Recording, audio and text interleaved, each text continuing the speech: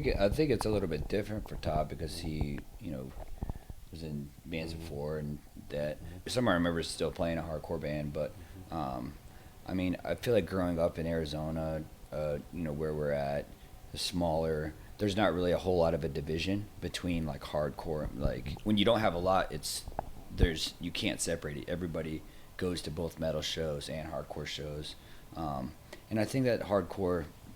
Not only, our music, the type of metal that we play is definitely, it's digestible by hardcore kids because it's more mid-paced and it's like there's some like hard. It's hard, you know what I mean, which is on purpose. That's right. But I think that it's easier as like starting from the bottom to incorporate yourself into like the hardcore community than it is for the metal. I think that it's the metal sort of social aspect of it could be a little bit pretentious and it's a little bit hard to break into, but I think that the hardcore community or music scene or whatever is like a little bit, it's more like working class, like you can, more DIY from the start. So I think that's how we got in there, and I like being able to play to both audiences. Yeah, there's some death metal demos that are like that are like fucking choice. Like what is that? The not Disgrace demo. The Disgrace has some good demos. Yeah, they do have some very good demo, demos. That's my shit. The Demigod demo. Oh yeah, that Demigod demo. Holy oof. And then their album is just it's good. Yeah. It's really good. But the demo is just like. It's just a band coming from a different place, kind of, maybe from a different perspective, maybe between their demo and their album, they change their perspective or they just decided to go a new route. But I don't know, man. I'm a nerd we're all nerds about music. I mean, we're all trying to hear everything we can get our hands on, and sometimes there's qualities about a demo that an LP or maybe a first EP just don't match. Whatever quality it is, intensity, sorrow, whatever. Did Nails have a demo? Did you do a demo? Not well. We had boombox demos or rehearsal demos, but as far as a demo that was released, no.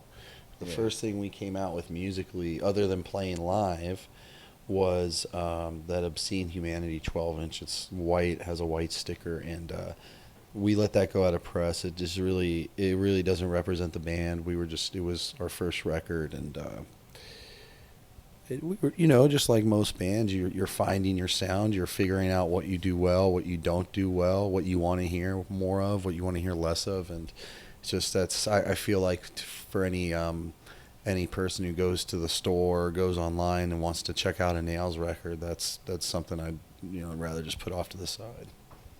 Yeah, well, we did that EP. Some people call it a demo. We recorded it.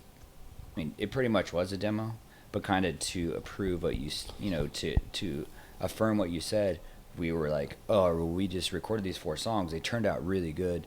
In order for people to take it seriously, we're gonna put it out as an EP, and we're gonna press it on a 12-inch. Cause it's like not a tape. We did tapes, but like not a 7-inch. Like it probably could have fit on a 7-inch.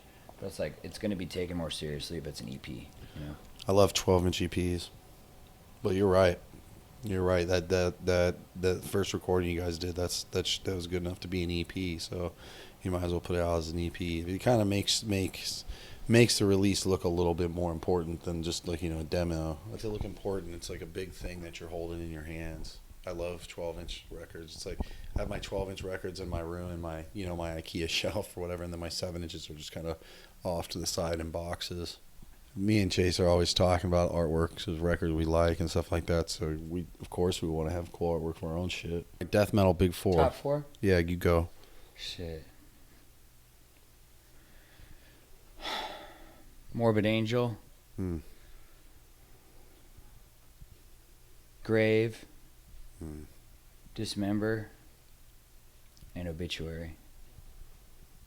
My top favorite 4 of death metal are Deicide. It's that first shit I ever heard. Strong connection there, particularly their first 3 records. The second band would be Obituary. That simple, that McDonald's, that McDonald's metal. GED metal, fucking chicken McNugget with barbecue sauce, death metal, Yep. Obituary, Master. I like Master a lot. They're not grindcore. And Grave. I like Grave more than I like Entombed. Straight up, Grave. Albums is different, but like for a band, like I look at like Grave, Grave versus Entombed, like where I'm gonna put them. Left Hand Path is one of like my favorite albums, but Entombed put out some stinkers. You know what I mean? Grave never really put out any stinkers. Dismember, every album is, 9, 10 out of 10. So, you got to kind of look at it. Even though I put Morbid Angel on there, we all know we just kind of forget that last album happened. But when I got to make a list like that, I consider they may have put out some really good records. But as far as their whole discography, like how consistent is it? Top 4 of grindcore. Number 1, The Gods, Terrorizer. 2, Repulsion, also Gods. 3, Napalm Death, also Gods. 4, Red from Osaka, Japan. RED, the color red. The Golden Oath of Allegiance. That's the record. It's not easy to Google. You're gonna have a hard time finding it. Go to Discogs. If you get the CD, I think there's a couple sellers on there for between $10 and $15. Get it. Repulsion, Terrorizer, Napalm Death, and